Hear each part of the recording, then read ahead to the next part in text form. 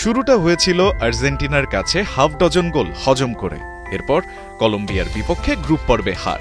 তবে আগের রাউন্ডে চোখে সর্ষে ফুল দেখা ব্রাজিল চূড়ান্ত পর্বে যেন নিয়েছে একেবারে ইউটার্ন, উপহার দিয়েছে চোখ ধাঁধানো ফুটবল, ফলাফল টানা ৩ ম্যাচে জয়। আর তাতেই ফাইনাল রাউন্ডের পয়েন্ট টেবিলে সবার ওপরে সেলেসাওরা। অন্যদিকে ব্রাজিলকে ৬ গোলের লজ্জায় লাল করা আর্জেন্টিনা ব্রাজিলের ঠিক নিচেই।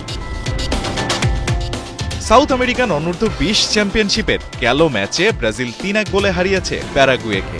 অন্যদিকে আর্জেন্টিনা ১-০ ব্যবধানে জয় পেয়েছে কলম্বিয়ার বিপক্ষে, যা ওদের জায়গা নিশ্চিত করেছে অনূর্ধ্ব-২০ বিশ্বকাপে। তবে হয়তো টুর্নামেন্টে আফসোসের নাম হয়ে থাকবে ল্যাটিন আমেরিকার আরেক দেশ কলম্বিয়া, কারণ টুর্নামেন্ট শুরুর আগে তাদের ভাবা হচ্ছিল হট ফেভারিট হিসেবে। কিন্তু ফাইনাল রাউন্ডে ব্রাজিল আর্জেন্টিনা দু দলের কাছেই হেরে বসে আছে তারা। অন্যদিকে কনমেবলের এই চ্যাম্পিয়নশিপে নেই সেমিফাইনাল কিংবা ফাইনাল।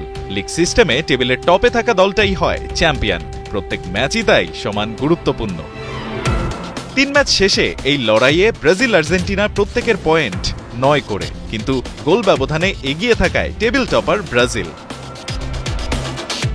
ট্রফি রাইভালরি এখন তাই ইটারনাল রাইভাল ব্রাজিল আর্জেন্টিনার মধ্যেই।